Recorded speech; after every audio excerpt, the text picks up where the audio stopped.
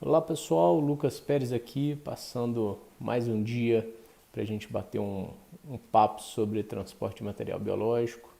O vídeo de hoje ele é bem específico, bem focado no transporte mesmo, em um item super importante e que as pessoas têm muita dúvida às vezes sobre dentro do universo aí do transporte de material biológico. E esse item é a validação de transporte, né?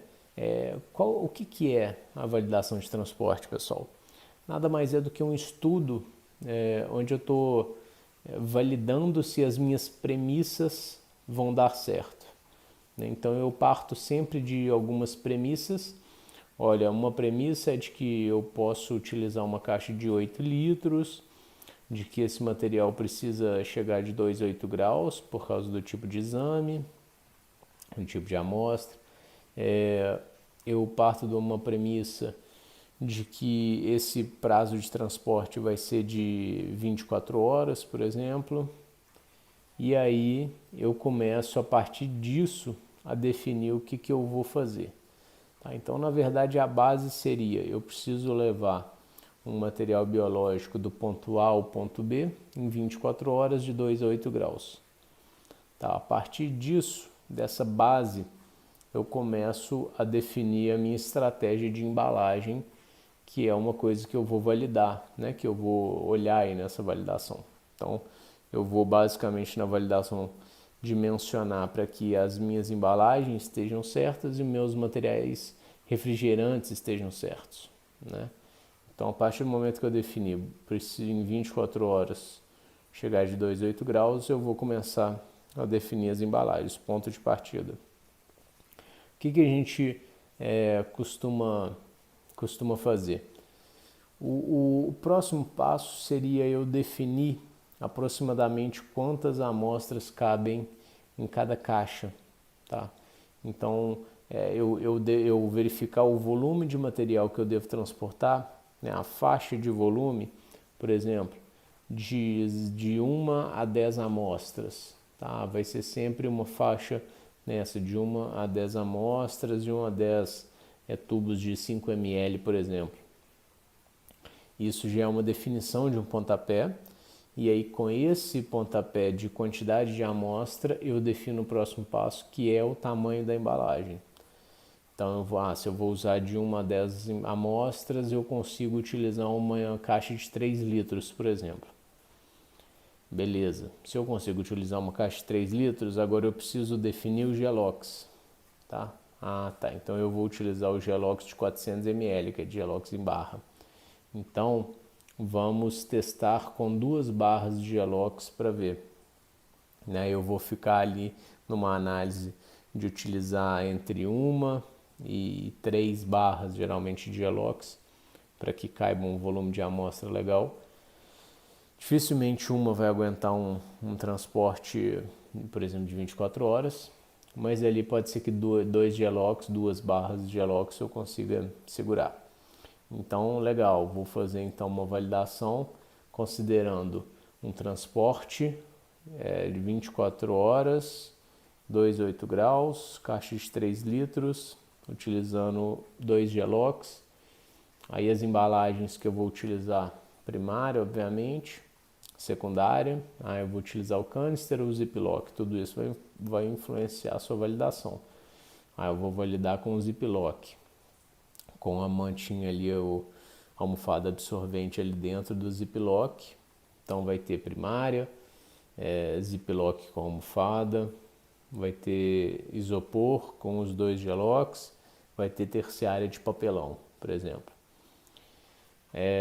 Eu faço uma validação com todo esse kit completo, tá? E aí eu vou monitorar para ver se as minhas premissas vão ser atingidas. Então, se eu vou conseguir chegar nessa caixa de 3 litros com 2 Gelox e tal, em 24 horas eu vou conseguir chegar de 2 a 8 graus nessa faixa. E aí eu vou utilizar para isso um data logger, né? Melhor tipo de termômetro, existem alguns tipos. O melhor tipo para validação é data logger disparado.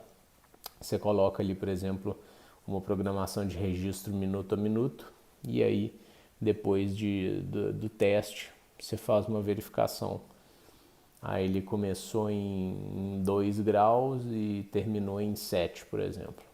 Tá? É legal você tentar definir uma faixa de amostra. Se a sua operação tem uma variação, aí não pode ser que seja fixa, é sempre 5. Não, mas geralmente tem uma faixa de quantidade de amostra. E é legal você também definir na validação você tem uma certa gordura, né? Porque problemas acontecem na logística, principalmente se for um transporte interestadual. Então, se essa amostra chega em 24 horas exatamente a 8 graus, por exemplo, pode ser que você esteja trabalhando num limite muito arriscado.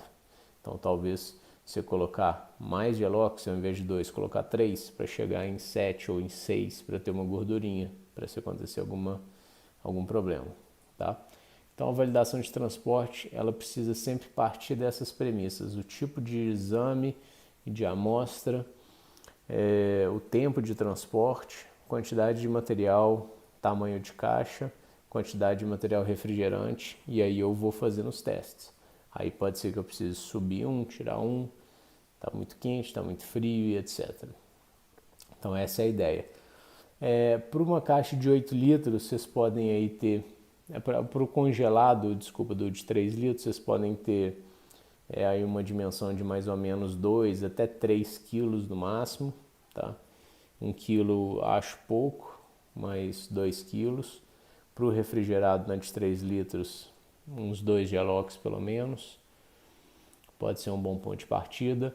Para a caixa de 8 litros ou de 7 litros, que elas são bem parecidas, pode ser um bom ponto de partida de 4 a 6 Gelox para o refrigerado, e pode ser um bom ponto de partida entre 4 e 6 quilos de gelo seco também.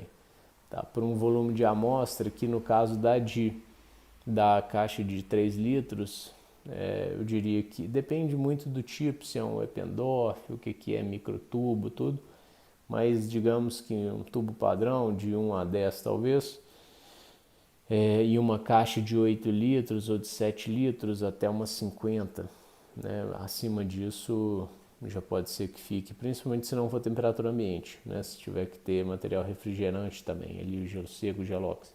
Quando é temperatura ambiente cabe sempre mais material, óbvio, mas geralmente a maioria dos transportes são refrigerados ou congelados. Então pode ser um bom ponto de partida, 30 amostras a 50 mais ou menos, dá para colocar ali na embalagem de 8 ou de 7 litros.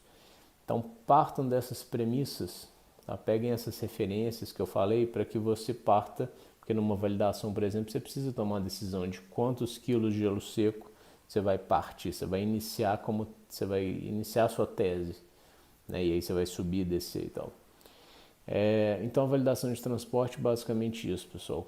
Façam esse estudo, de preferência mais de um dia, né? 3 dias ou uma semana, dependendo. E além disso, uma coisa que eu sempre falo, façam 2 vezes ao ano, tá? Porque as condições no inverno e no verão, elas mudam, né? Então a diferença de validação para um dia que está 18 graus é diferente de um dia de 30 graus ou de uma rota, tá? Então espero que tenha sido útil e até a próxima.